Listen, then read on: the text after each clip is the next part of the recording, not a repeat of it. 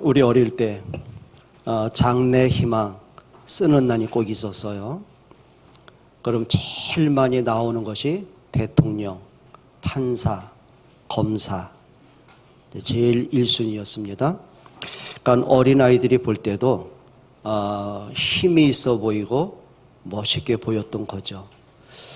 또 반면에 집안이 너무 쪼달리고 어려움 당하는 사람들은 주로 이제 희망란에 엔지니어 또는 사업가 이렇게 쓰는 거예요.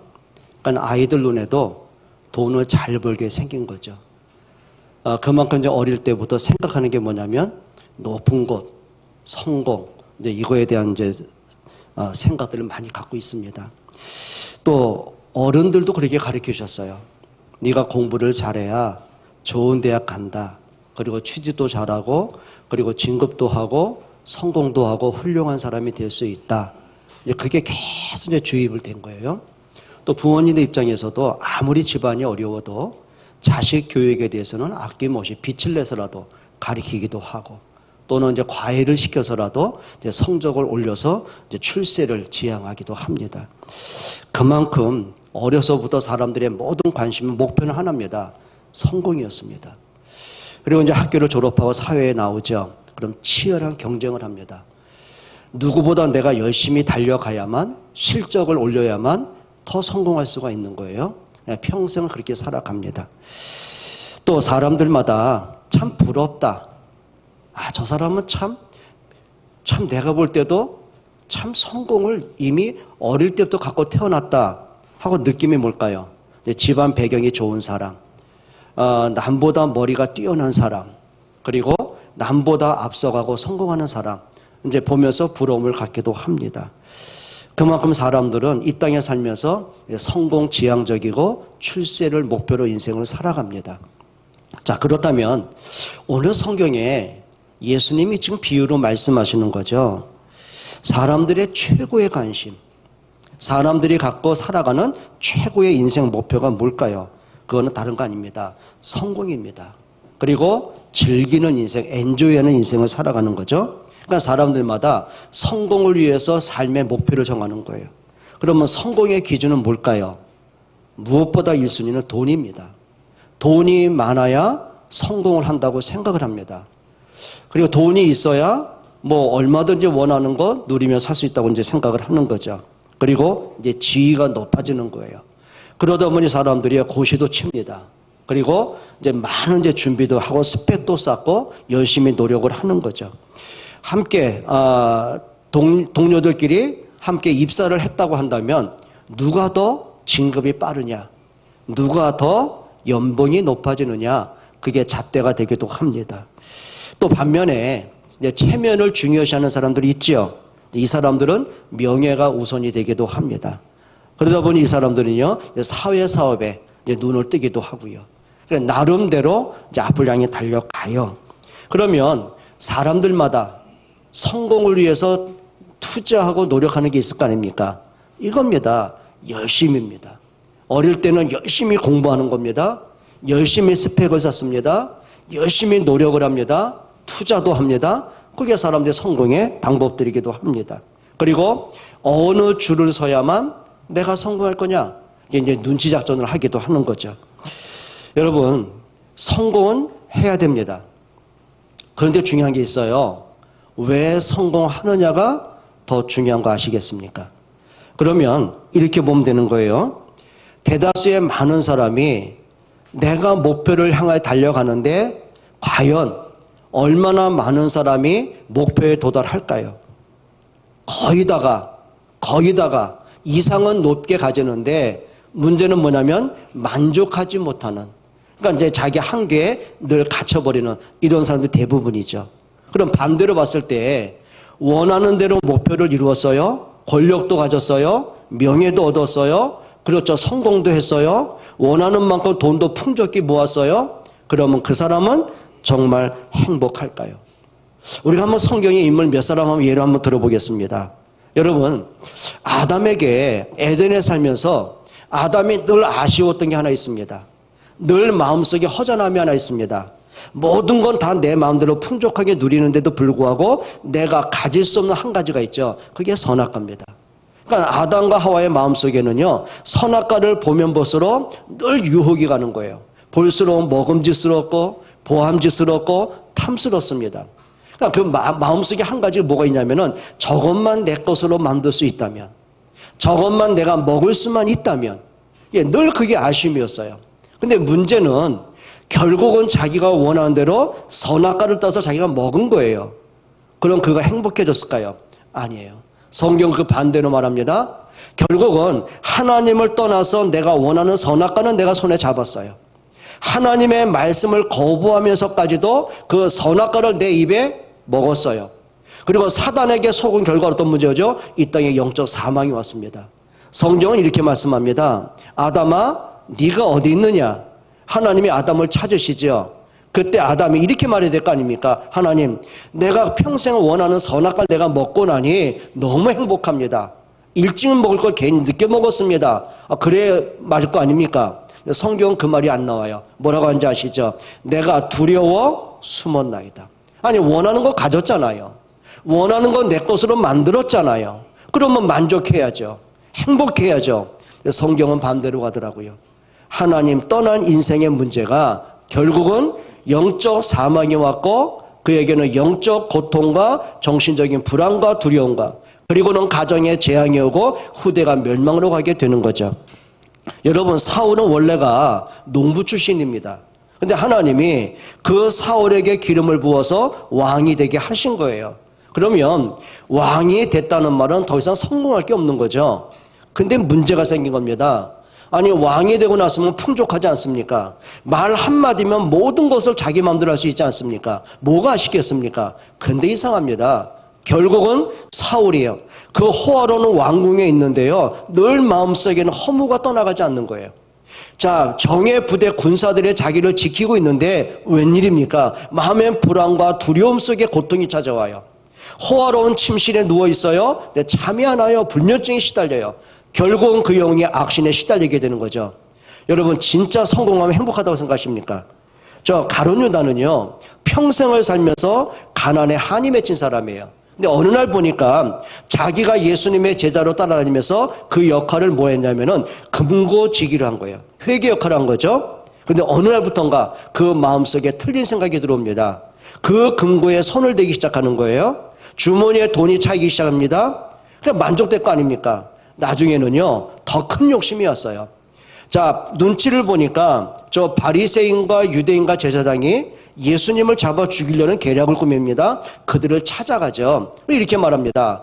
내가 모든 정보를 넘겨주고 예수님을 너에게 넘길 테니까 얼마 주겠냐? 그리고 은 30을 채운 거예요. 자, 거금을 받았습니다. 그러면 그렇게 한풀이로 돈을 벌었으면 풍족하고 만족을 해야 될 거 아닙니까? 근데 그 마음에 행복이 없어요.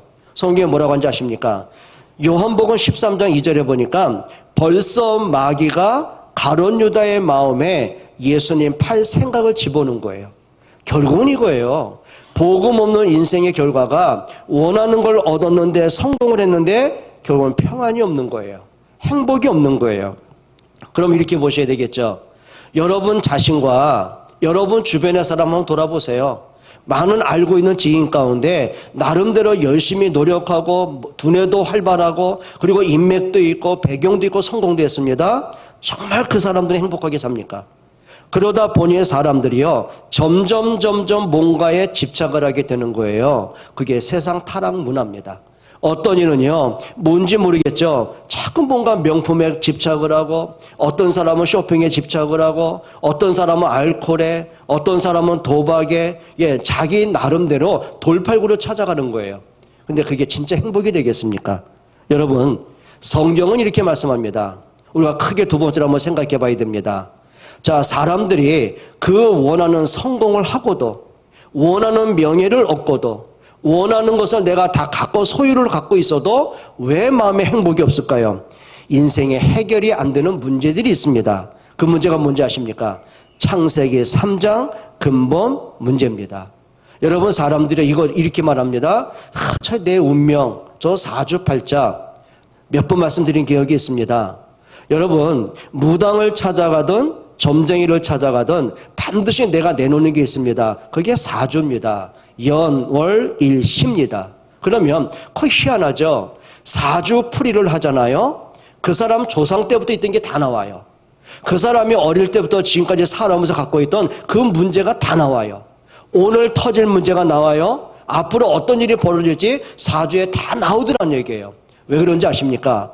인간은요, 내가 운명에 묶여 태어나서 운명에 묶여 살다가 운명대로 우리는 떠나가야 되는 거예요. 그게 사주, 팔자, 운명이라는 거죠. 그러면 인간들이 알지 못하는 문제가 있습니다. 내가 부단히 노력을 하고 내가 몸부림을 치고 열심히 살아와도 결국은 해결 안 되는 문제 있습니다. 그게 운명입니다. 그게 창세기 3장 근본 문제입니다. 여러분, 근본 문제가 뭔지 아시겠죠? 인간은 영적인 존재예요. 영혼을 가진 사람은 에덴에 살기 때문에 행복한 게 아니에요. 하나님을 만날 때 행복한 존재고 하나님께 예배하는 존재예요. 그런데 인간들의 마음이 그 마음에 하나님을 지우기 시작해요. 눈에 보이는 게 뭐가 보여요? 하나님과 나와의 관계가 보이는 게 아니고 예배의 관계가 보이는 게 아니라 하나가 보여지는 거예요. 세상에 방향을 맞췄어요. 그게 뭘까요? 성공, 돈, 명예, 그렇죠. 향락, 쾌락, 이쪽으로 따라가는 거죠. 그러다 결국은 하나님을 떠난 결과로요. 영적 사망이 왔습니다. 성경은 그걸 뭐라고 하죠? 그걸 죄라고 말합니다. 그러니까 성경이 뭐라고 했냐면은 모든 사람이 죄를 범하였음에 하나님의 영광에 이르지 못합니다. 결국은 하나님을 떠난 원죄에 빠진 결과가 뭐죠? 사단에게 잡힌 운명의 문제예요. 예수님이 이렇게 말씀하셨어요. 너희 아비 마귀라고 말씀하셨어요. 여러분 기분 나쁘십니까? 아니 사람이 어떻게 해? 내가 부모님의 자식인데 내가 어떻게 마귀의 자녀나? 여러분 신부는요 육신적인 족보가 있지만 영적인 족보가 있는 거 아시겠습니까? 여러분 기억하셔야 돼요. 이렇게 보면 되는 거예요. 여러분 얘기하면 기분 나쁘니까 저희 아이들 한번 얘기해 볼까요? 자, 우리 어린 아이가, 우리 어린 손자가 자, 유괴범에 의해서 납치를 당했어요. 유괴를 당했어요. 그럼 그 이후로요, 이 아이는 부모의 손길에서 벗어나는 거예요.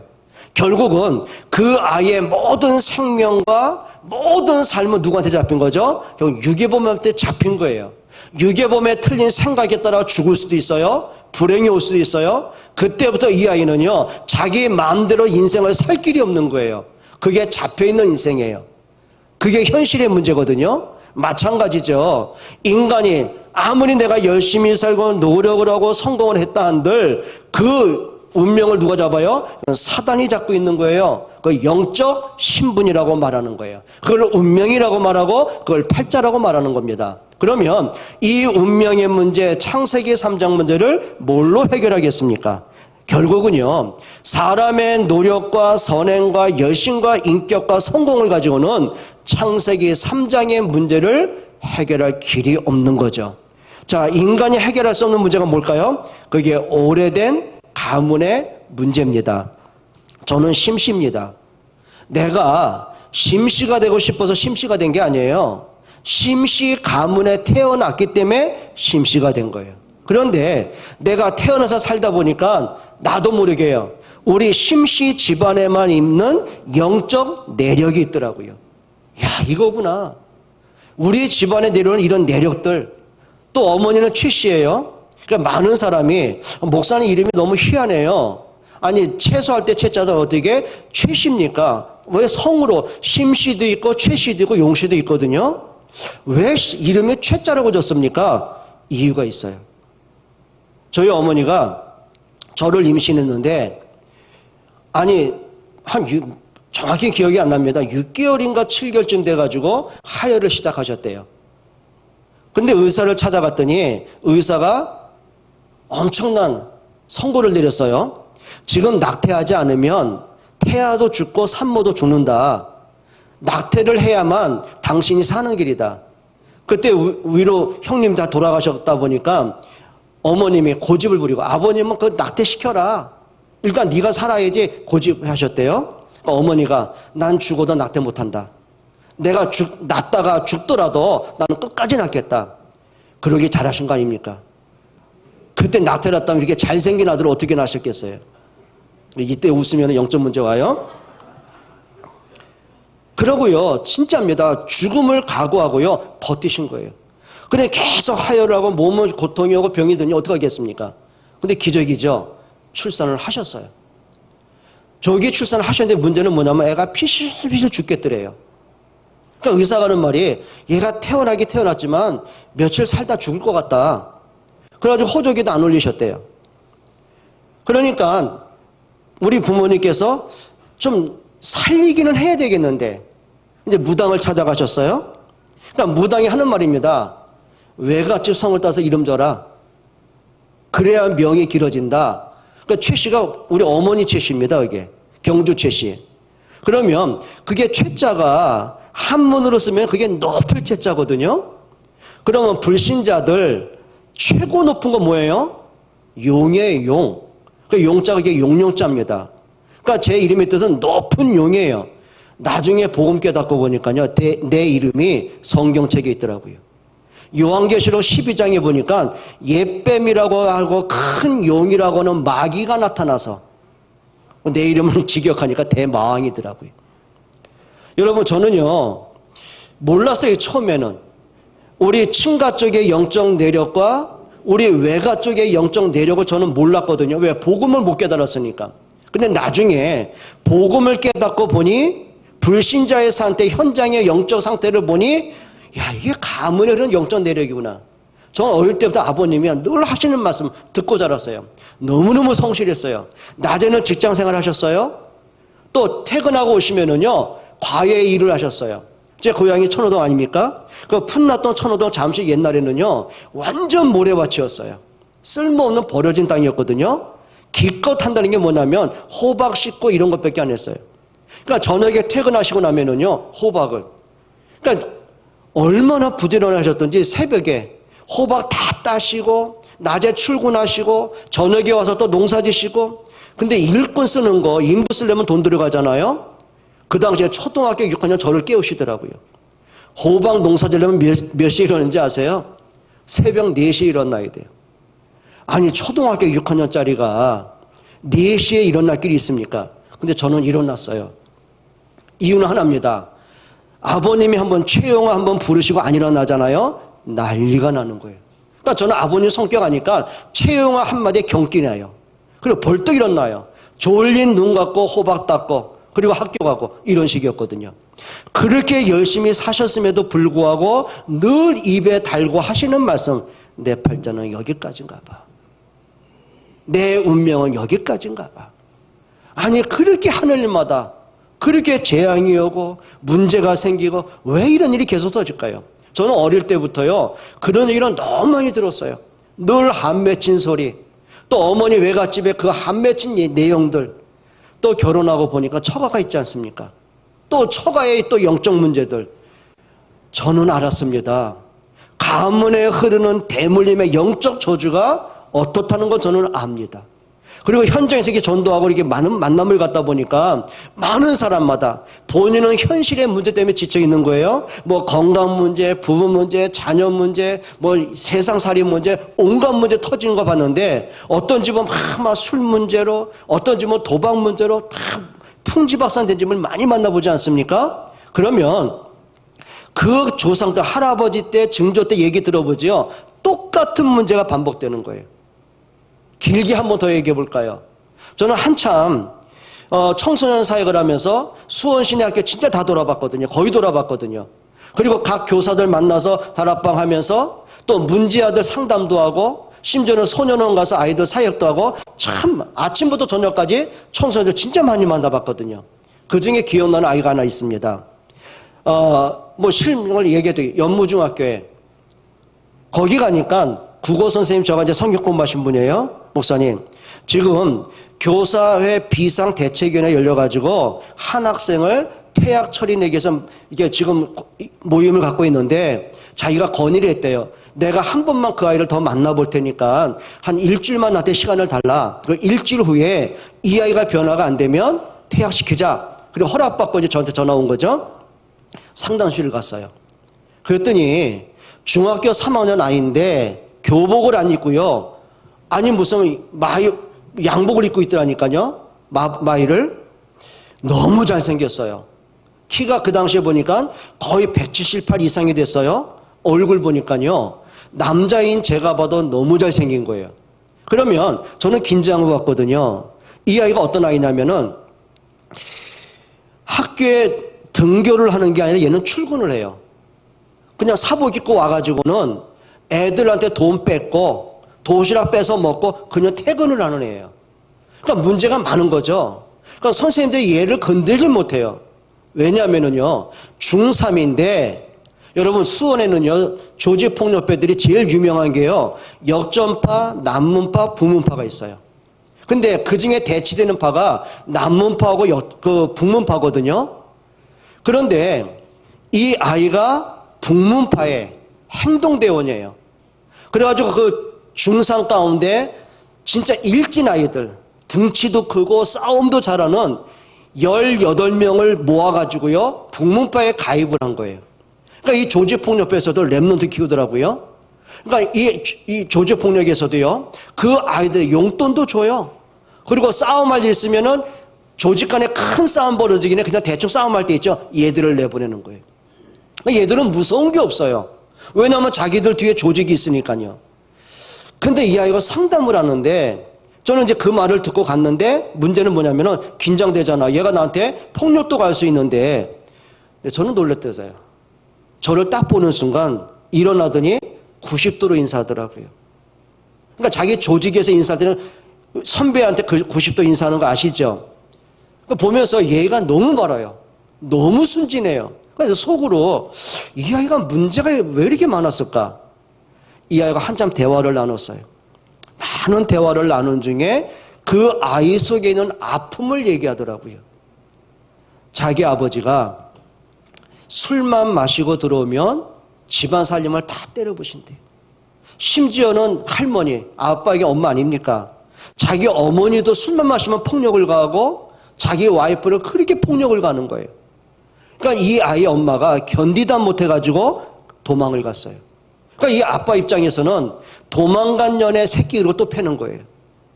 자, 어릴 때는 아빠가 무서워서 아빠만 들어오면 숨죽이고 있는 거예요. 그런데 사춘기가 됐잖아요. 마음속에 칼을 갈기 시작했어요. 언젠가 내가 이 아빠를 죽이고 나도 죽을 거야. 그런데 문제는 뭐냐면 아빠를 죽이려면 아빠보다 힘이 세야 되잖아요. 그러니까 초등학교 때부터 얘는요, 물불을 안 가리고 온갖 운동을 다 했어요. 태권도부터 특공무술부터 합기도부터. 얘 보니까 종합무술 13단인가 그 당시 그렇더라고요. 뭐 태권도 3단에 합기도 몇 단에 이런 식이에요. 목적은 하나예요. 아빠보다 힘이 세야 아빠를 죽일 수가 있으니까. 근데 이제 이 아빠가 어디 소속이냐면 남문파의 중간 역할을 하는데 어떤 역할을 하냐면 그 조직의 보스가 법에 걸리죠. 그럼 대신 독박을 쓰고는 감옥에 갔다 오는 역할을 하는 거예요. 그러니 조직의 보수 입장에서 보상을 하는 게 뭐냐면 수원시에 있는 캐바레와 나이트클럽에 마을 안주를 납품할 수 있는 독점권, 돈은 쓸어 모으는 거예요.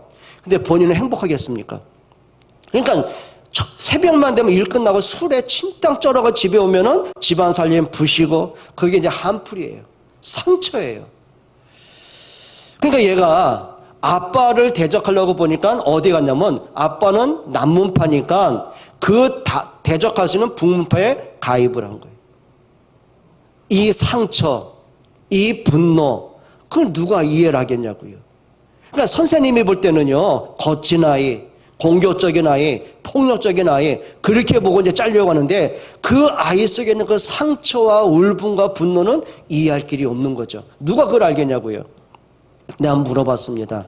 혹시 네 아빠가 술이 안 취해 있어도 그렇게 폭력을 가더냐? 아니래요. 맨정신에 말도 없대요. 자기한테 용돈도 잘 주신대요. 근데 술만 마시면 돌아버리는 거예요. 내가 물어봤어요. 그럼 너희 할아버지는 어떠셨니? 친할아버지 어떠니? 자기가 할아버지가 생존해 계시는데 그 당시에 할아버지도 알코올 중독자고 뭐 이렇게 가정을 책임지지 않고 어릴 때부터 폭력적인 할아버지셨대요. 답은 나왔잖아요. 그러니까 그 아버지가 그 아버지로부터 받은 상처와 분노가 성장해가면서 공격적이 된 거예요. 처음에 자기 와이프랑 결혼할 때는 행복을 꾸고 결혼했을 거 아닙니까? 그런데 그게 안 되는 거예요. 자기가 가장 사랑하는 자식인데도 불구하고 술만 취하면 상처와 분노가 그냥 끌어오르는 거예요. 그냥 폭력이 가는 거예요. 상처를 주고 싶은 게 아니에요. 어릴 때 그렇게 살아와다 보니 그게 굳어지고 세상에 대한 분노심이 폭발하게 되는 거예요. 내가 얘한테 그런 말을 했습니다. 네가 보니까 네가 아빠에 대한 분노와 아빠에 대한 상처가 너무 많은데 내가 보니 너는 네 아빠보다 더 악질이 돼가고 있다. 네가 지금 중3짜리가 그 마음속에 칼을 품고 아빠를 죽이겠다고 그게 인생의 목표니 너 그게 저주 아니겠냐. 그게 가문에 흐르는 저주다.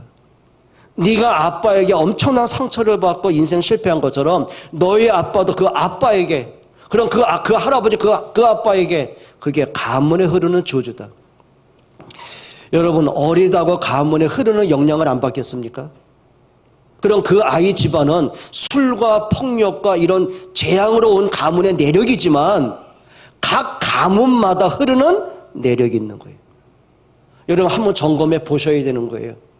여러분이 어릴 때 뭔가 늘 상처가 되고 부모님 보면서 저건 아닌데 난 저렇게 안 살 건데 혹시 그런 거 계십니까? 늘 마음속에 뭔가 내 자신이 싫고 내 인생이 싫고 가정이 싫은 뭔가 원망의 소리가 있으십니까? 그게 여러분 가문의 내력인데요. 문제는 그게 여러분의 발목을 잡고 있는 거예요. 그게 여러분의 인격이 되는 거예요. 그게 여러분의 삶의 관심이 되어버리는 거예요. 그럼 가문에 흐르는 저주가 끝나지 않으면 그게 내 자녀와 내 손주에게 그대로 대물림되는 거예요. 여러분 이거는요 인격이 좋다고요? 성공했다고요? 명예를 얻었다고 해결되겠습니까? 아닙니다. 가문에 흐르는 문제는 어느 날 갑자기가 아니고요 오래된 문제예요. 수백 년 수천 년에 흐르는 문제가 되는 거죠. 가문의 저주 꺾기를 축원드립니다. 복음 외에는 다른 길이 없습니다. 여러분이 응답받고 승리하는 길 외에는요 다른 길이 없더라고요. 또 인생에 해결 안 되는 문제가 뭔지 아세요? 그게 우리 속에 담긴 문제예요. 그게 나만의 뭐랄까요 말이게 잘못 각인된 것, 뭔가 상처된 것, 응어리진 것, 뭔가 억울함이 가득한 것, 뭔가 마음속에 분노들 꽉 차 있는 것, 그게 오늘 나의 상태가 되는 거예요. 여러분 뭔지 모르죠. 그러니까 제가 아는 분은 어떤 아이가 있냐면요 이 아이는요 전교 수석을 놓치지 않아요. 전교 1등이에요. 그러니까 제가 그 아이와 상담을 하면서 너 어떻게 공부하길래 그렇게 공부를 잘하니? 근데 그 아이가 제가 이제 개인 다락방을 하다 보니까 그 아이의 영적 문제와 상처는 이미 짐작은 했어요. 근데 조심스럽게 그 가정 문제까지는 얘가 얘기를 안 하니까 더 이상 뭐 깊게 질문을 못 할 거 아닙니까? 이제 물어봤어요. 너 어떻게 하려고 그렇게 이게 말을 많하더라고요. 그러면 자기만의 노하우와 방식을 얘기해야 될 거 아닙니까? 나중에 얘기하더라고요. 목사님 저요 목표가 있어서 공부하는 거 아니에요. 내가 공부를 못하면 무시당하는 게 더 무섭대요. 자기는. 그때서야 비로소 자기 속에 있는 상처를 얘기하더라고요. 자기는 아빠 없는 세상에서 살고 싶대요. 근데 이 아이 얘기입니다. 왜 자기 힘든 걸 우리한테 퍼부어요? 왜 자기가 술 먹고 왔으면 조용히 잠자지 왜 새벽까지 그렇게 집안 살림 부시고 고래고래 소리를 지르고 이웃 창피할 만큼 왜 이렇게 우리 집안 식구를 못 살게 그래요? 그러니까 술만 마시면 폭력과 술만 마시면 막 가구 부수 이 역할이요 늘 반복되는 거예요. 그러니까 자기는 뭔가 생각이 뭐냐면 아빠에 대한 복수가 내가 성공하는 거고 그리고 내가 무시한당하는 방법이 공부하는 거라고 생각한 거예요. 어떤 목표가 있는 게 아니에요. 비로소 아이가 폭발하면서 눈물을 쏟더라고요. 여러분 저는 이런 거 보면서요 그래 말이야 남들은 선생님들과 친구들은요 공부 잘한다 너 참 멋있다 그게 칭찬의 대상인데 얘는 그게 고통의 대상이 된 거예요. 왠지 아십니까? 그게 상처예요. 많은 사람마다 어떤 이는요 이런 사람도 있잖아요. 인생의 목표가 돈이에요. 돈에 잡힌 사람들이 있죠. 왜? 어릴 때 가난이 너무 한이 돼가지고요. 사람마다 갖고 있는 자기만의 한, 상처, 뭔가 마음속에 뭔가 감추고 싶고, 뭔가 모르게 막 인생 그것 때문에 너무 지친 삶을 사는 사람, 그것 때문에 외롭고 허무하고 우울하고, 뭔가 술이라도 안 마시면 인생 살맛이 안 나고 많습니다. 그게 뭔지 아십니까? 그게 운명의 문제라는 문제입니다. 뭘로 해결하겠어요? 그러니 사람마다 이제 결혼도 합니다. 그런데 행복합니까? 자녀를 낳습니다. 기대를 하지만 마음 졸이지 않습니까? 그러니까 사람들이요, 뭔지 모르게 삶에서나 내 자신이나 가정에서나 뭔지 모르게 해결 안 되는, 근데 본인은 뭔지를 몰라요. 이유를 몰라요. 여러분 기억하시면 됩니다. 사람마다 다 갖고 있습니다. 지칠 문제, 힘든 문제 갖고 있습니다. 그러면 우리가 이걸로 끝나면 안 되잖아요. 아니 어쩔 수 없어. 내게 주어진 인생인데 그냥 살아가지 뭐, 이러다 죽는 거지 뭐. 그러고 살면 안 되잖아요. 답은 하나입니다. 오늘부터 하십시다. 그냥 성공이 아니고 진짜 성공하는 여러분 되시기를 주의 이름으로 부탁합니다. 몇 사람은 예를 들고 마치겠습니다. 요셉에게는요, 상처 정도가 아닙니다. 어릴 때요, 5살 그 나이에요, 엄마가 죽은 거예요. 여러분요, 5살이란 말은 뭐냐면은 엄마의 품이 가장 필요한 나이입니다.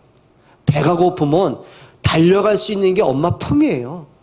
몸이 아파요? 그냥 엄마 품에 안겨서 칭얼대야 될 그 나이예요. 엄마의 손길이 가장 필요한 그 나이에 엄마가 죽은 거예요. 그 외로움을 뭘로 해결하겠습니까? 근데 그 당시에 일부 다쳐지다 보니까는요, 또 엄마가 4명이에요. 근데 그 4명의 엄마가 암투를 벌여요. 배다른 형 10명이요. 요셉을 계속 왕따시키고 괴롭혀요. 심지어 어느 정도냐면은 저 자식 죽여버리자 저거. 구덩이에 던져버려요. 그리고 죽길 바라는데 안 죽어요? 끌어올리지요. 마침 그때 아라비아 노예 상인들이 오는 걸 보고서는요, 노예로 팔아버린 겁니다. 그게 요셉이요. 어린 17살 때, 그리고 30세가 되도록 13년 동안을 애굽의 타국에서 노예로, 그 다음에 억울하게 감옥에서 비참하게 무너진 삶이에요. 그럼 이 정도 되면 인생 비관 안 되겠어요? 상처 그 정도겠습니까? 마음속에 울분과 분노와 증오심으로 그렇게 살지 않겠습니까? 자기를 괴롭히고 노예로 팔던 형들만 생각하면은요, 칼을 가지 않겠습니까? 그럼 하나님을 믿는다고 하지만 온전한 믿음은 갖겠습니까? 하나님이 계시다면 내 인생은 왜 이렇게 저주받은 인생이야? 불신앙 원망 안 하겠습니까? 그런데요, 요셉이요, 참 감사하죠.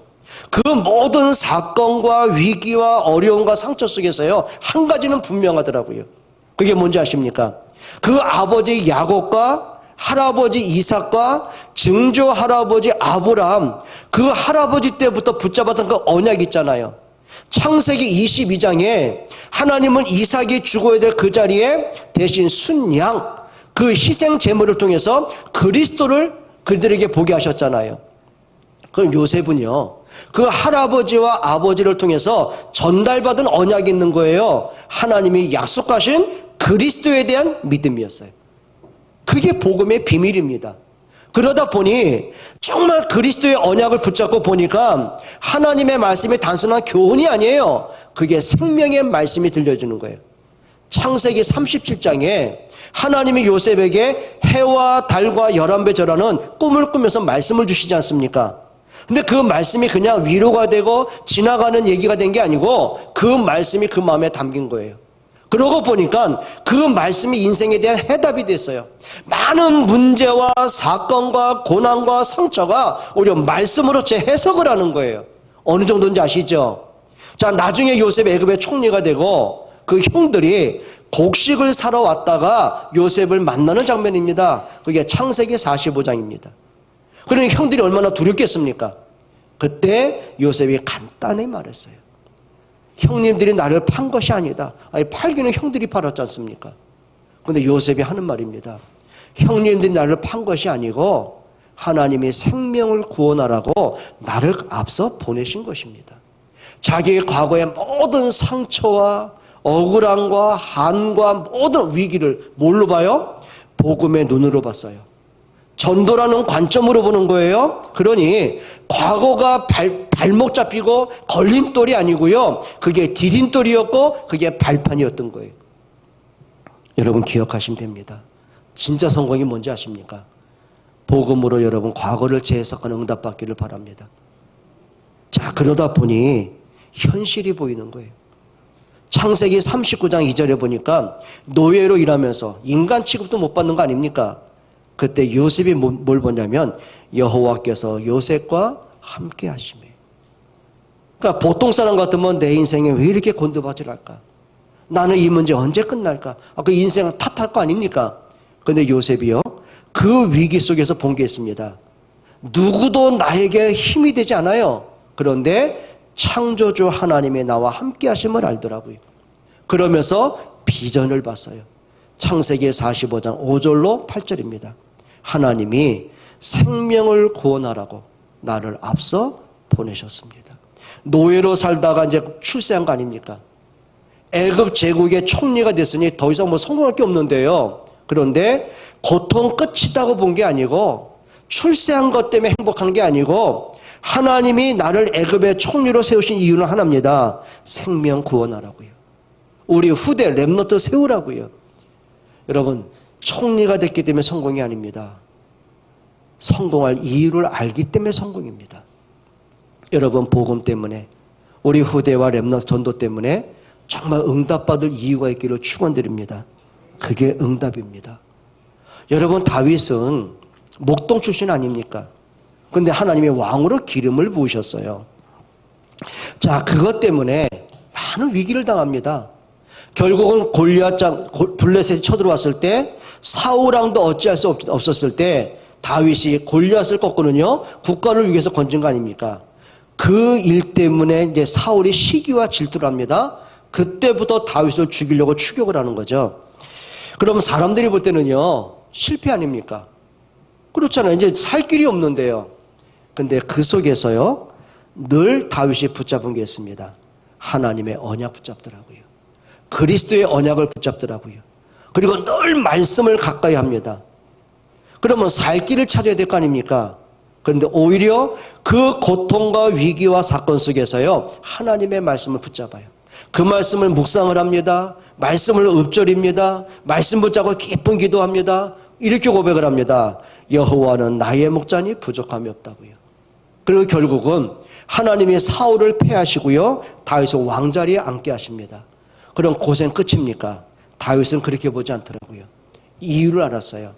하나님이 나를 왕으로 기름 부으시고 도망자인 나를 왕자리에 앉게 하신 이유는 하나입니다. 천하 만민에게 하나님의 살아계심이 증거되도록요. 그러면서 역대상 29장에 제일 먼저 한 게 뭐죠? 성전 건축을 합니다. 나는 호화로운 왕궁에 편하게 지내는데 하나님의 언약궤가 비바람에 방치되어 있구나. 이게 그게 못 견딘 거예요. 그리고 하나님 앞에 예배 중심으로 성전을 건축하고 그렇죠. 하나님 앞에 서게 되더라고요. 그리고 그 아들 솔로몬에게 다른 거 전달한 게 없어요. 그 성전 건축할 수 있도록 모든 것을 준비해 놓고요. 그는 마침내 인생을 마치고 하나님께 가더라고요. 진짜 성공이 뭡니까? 고생 끝입니까? 원하는 명예를 얻은 겁니까? 그거는 성공 아닙니다. 진짜 성공은 뭐죠? 나를 통해서, 여러분의 업을 통해서, 여러분의 모든 위치를 통해서 복음이 증거되는 응답받기를 축원드립니다. 한 사람만 소개하고 더 마칩니다. 여러분, 브리스가 아굴라 같은 경우는요 편안합니다. 풍족합니다. 로마에서 대재벌입니다. 그런데 브리스가 아굴라의 인생의 목표는 하나입니다. 그게 로마서 16장 3절입니다. 복음 때문에, 전도와 전도자 때문에 자기는 목이라도 내어놓을 수 있을 만큼 하나님 앞에 헌신할 이유를 발견합니다. 여러분, 진짜 성공, 여러분 때문에 여러분 자녀들이 하나님을 알게 된다면 부모로서 성공한 사람입니다. 비록 여러분들이 많은 재산을 물려줄 게 없다 할지라도 진짜의 영적 유산을 줄 수 있다면 그건 진짜 축복의 부모입니다. 그렇죠. 여러분들이 비록 가진 거 없어도 괜찮습니다. 중요한 건 뭐예요? 나를 통해서요, 하나님의 살아계심이 증거될 수 있다면 그게 성공입니다. 여러분, 요셉이 노예로 있지만 실패한 겁니까? 요셉은 노예지만 성공했어요. 그 주인 보디발이 요셉을 통해서 하나님을 알게 됐다면 그게 성공이에요. 요셉이 왕궁에 들어가 총리가 됩니다. 진짜 성공합니다. 그 왕과 애국과 전 세계가 요셉을 통해서 하나님의 살아계심을 알게 되더라고요. 그게 진짜 성공입니다. 여러분들에게 진짜 복 있는 성공, 축복의 성공자가 되시기를 주의 이름으로 축원드립니다. 하나님께 감사를 드립니다. 정말 복음 가진 자로, 하나님의 나라의 비전을 가진 자로 하나님의 살아계심이 증거되어지고 우리 후대에게 언약이 전달되어지고 나와 관계된 사람들이 하나님을 만나 운명에서 해방을 얻게 되어지고 정말 우리가 가진 업이 내가 있는 그 장소와 내가 있는 그 자리에서 하나님의 나라가 이루어지는 참된 성공하는 인생이 되게 하옵소서. 예수 그리스도의 이름으로 기도합니다.